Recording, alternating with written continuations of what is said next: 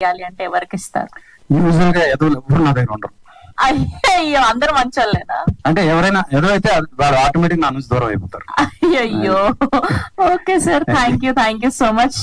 Yes, and ఇప్పుడు మా hero and director all rounder extremely talented Trinath గారిని మాట్లాడవలసిందిగా రిక్వెస్ట్ చేస్తూ ఉన్నాం. Trinath Katari garu, the stage is all yours. శ్రీ గురుభ్యో నమః. మా గురువులు ఎండి సౌజన్య గారికి, శ్రీ భీమ్ గారికి, శ్రీ బాపు గారికి అందరికీ పాదాభివందనం. సరస్వతి స్వరూపాలైన మీడియా వారందరికీ పాదాభివందనం. మీ కెమెరా అనే కళ్ళ ద్వారా వీక్షిస్తున్న ప్రేక్షకులందరికీ నమస్కారం.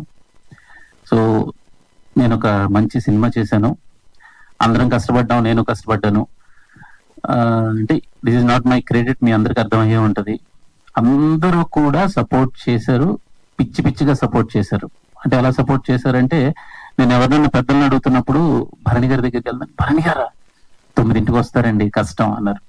ఆయన దగ్గరికి వెళ్ళి కథ చెప్పిన తర్వాత భరణి గారు సార్ 6ంటికి షాట్ పెడతానండి అంటే 5:15కి ఉన్నారు. అలా గోపరాజు రమణ్ గారు, ఆయన ఎక్కడో షూటింగ్ చేసుకుని 2ంటికి హైదరాబాద్ వచ్చి సార్ ఫస్ట్ షాట్ మీ మీదే ఉంటారు సార్ 6 గంటల 10 నిమిషాలకి అంటే 5:30కి సెట్ లో ఉన్నారు ఆయన. దేవి ప్రసాద్ గారు సార్ ఎవ్రీడే ఆయన షెడ్యూల్ మొత్తం 7:15కి షాట్ అంటే 6:30కి రెడీగా ఉన్నారు. ఎవ్వరూ కూడా పొరపాటును కూడా వీడు కొత్తోడని కానీ వెళ్దాంలే అని కానీ ఎవ్వరూ ఆలోచించలేదు. మధుబని గారు, ఆవిడ కూడా నేను ఎప్పుడన్నా మర్చిపోయినా, ఎవరన్నా మర్చిపోయినా మధుబని గారు ఫోన్ చేసి సార్ ఏంటి టైం చెప్పలేదు మాకు అని మధుబని గారు అడిగేవాళ్ళు.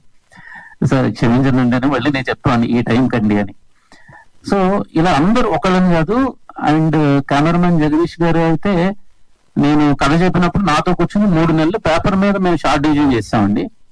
బికాస్ ఆఫ్ ఓన్లీ జగదీష్ గారు ఇది ఇంత బ్యూటిఫుల్ గా వచ్చింది, ఇంత అందంగా వచ్చింది, అందరూ ఇంత అందంగా అద్భుతంగా కనిపించారు. సో ఆ తర్వాత శంకర్ గారు, మీ కథ చెప్పిన తర్వాత హీరోల కోసం వెతుకుతూ ఉన్నాం. అలా చాలా మంది హీరోలకు చెప్పాం, వాళ్ళకి టైం కుదరక వేరే వేరే ప్రాజెక్టుల వల్ల ఈ సినిమాలు వాళ్ళు చేయలేకపోయారు.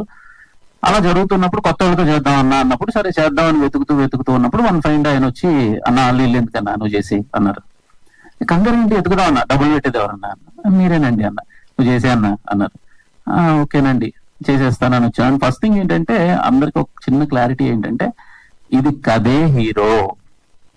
ఇందులో నేను యదవ అనే ఒక క్యారెక్టర్ చేశాను.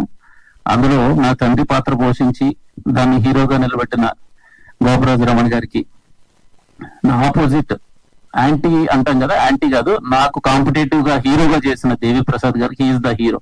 ఒక తండ్రి కూతురుల కథ